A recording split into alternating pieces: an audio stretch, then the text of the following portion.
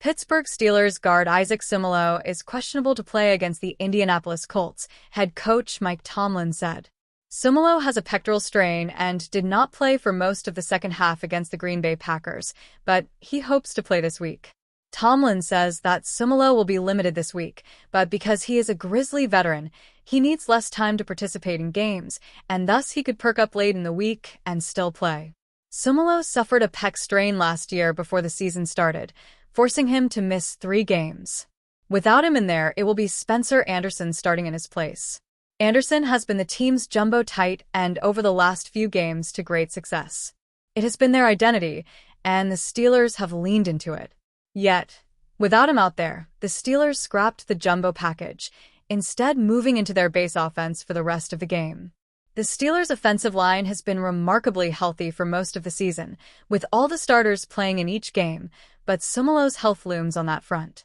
After Seumalo exited the game, the Steelers ran the ball just 3 times as they played from behind against the Packers, who jumped out to a big lead. The Pittsburgh Steelers have signed former Philadelphia Eagles offensive tackle Jack Driscoll to their practice squad, the team announced. Driscoll has played both tackle spots and can kick inside to guard. Given the Steelers' insistence on running a jumbo set, he can also play there, having played 21 career snaps. Driscoll was the Eagles' 4th-round pick out of Auburn in the 2020 NFL Draft. He has started in 18 games and played in 67 games over his career. After his rookie contract expired following the 2023 season, Driscoll was let go by the Eagles and signed a deal with the Miami Dolphins. After the Dolphins released him, he was re-signed by the Eagles and eventually joined their active roster.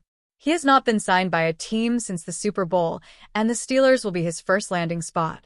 Standing at 6'4", 306 pounds, Driscoll has 33-inch arms and has become a versatile player who can play all over the offensive line. Driscoll has dealt with some injuries in his career, including a season-ending knee injury in 2020. The Steelers brought him in for added depth following the injury to starting left guard Isaac Seumalo, who is battling a pectoral strain. The Steelers began their preparation for Sunday's game against the Indianapolis Colts, and injuries are playing a role this week. Safety DeSean Elliott has been ruled out with a hyperextended knee he suffered against the Green Bay Packers on Sunday night, and is categorized by coach Mike Tomlin as week-to-week. Also out is defensive lineman Daniel Ekuele, who suffered an ACL injury against the Packers. Daniel Ekuele has an ACL injury that will definitively have him out, said Tomlin. DeSean Elliott is out this week with his hyperextended knee. Guard Isaac Seumalo suffered a pectoral injury, but Tomlin has him listed as questionable for the game. He did not practice on Wednesday. I had a brief conversation with him in the training room, said Tomlin. He's in a good mindset. He certainly is going to be limited at the early portion of the week, but he'll have a chance to contribute, particularly because he's a veteran player. He has some global snaps in his bank that could be an asset to him in terms of being ready to play on a limited number of snaps that maybe a younger player would not have. When Seumalo left Sunday's game with his injury, it was Spencer Anderson who was called up to step up. Anderson started at guard all through the preseason with Seumalo not playing, so it's nothing new for him. I guess me going in is kind of the line during the preseason, said Anderson. Obviously, I feel most comfortable at guard, so it's no different, honestly.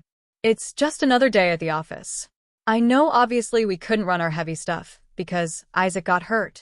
Receiver Scotty Miller suffered a broken finger last week, but Tomlin said he has been repaired. How functional he is will determine his ability to contribute or the level or the quality of that contribution, said Tomlin. We've got some other bumps and bruises associated with play that may limit some people at the early portions of the week. Then we'll harden that up as we get closer to game time. Not expecting any of those guys to lack availability at the end of the week.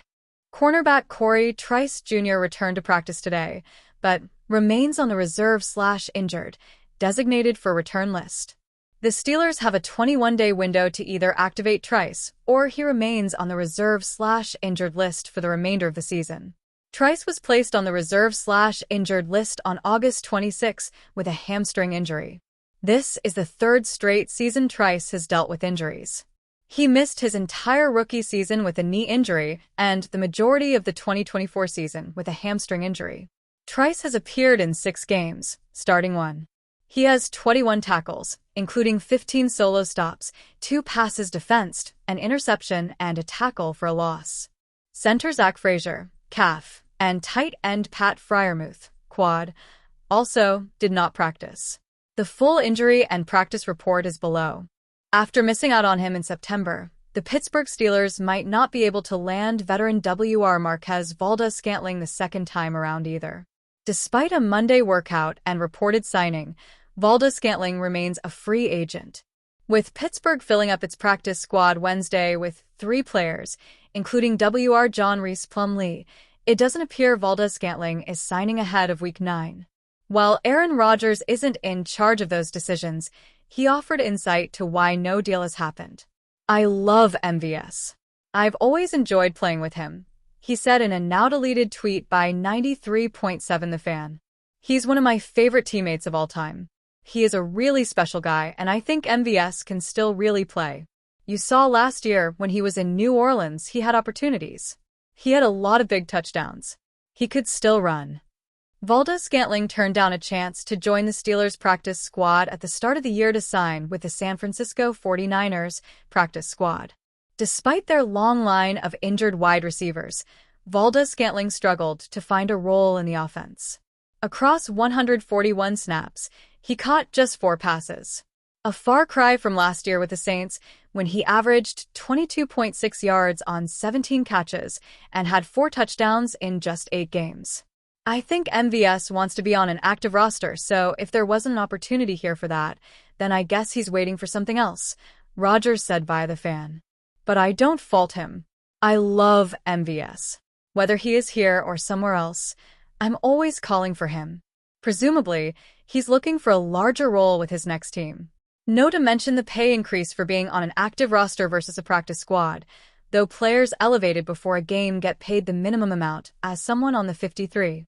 Even with WR Scotty Miller's finger injury, it doesn't appear Pittsburgh was eager to sign him to the main roster and instead wanted him to begin on the practice squad, where there would be no guarantee of Valdes-Scantling being activated, preventing an on-field reunion with Rodgers, his former Green Bay teammate. According to Jordan Schultz, the Tampa Bay Buccaneers also expressed interest in signing Valdes-Scantling. Perhaps those two sides try again, the Bucs looking for help after losing Mike Evans for most of, if not the rest of the season.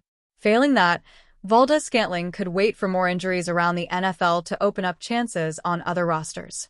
Or he could decide to sign with Pittsburgh, making the 3rd time the charm for him to join the organization. Schultz also reported the deal with the Steelers was expected to happen next week, though any splashy trade deadline move could change those plans. If Pittsburgh drops its Week 9 game to the Indianapolis Colts in between, the last thing anyone will be concerned with is Valdes-Scantling's status.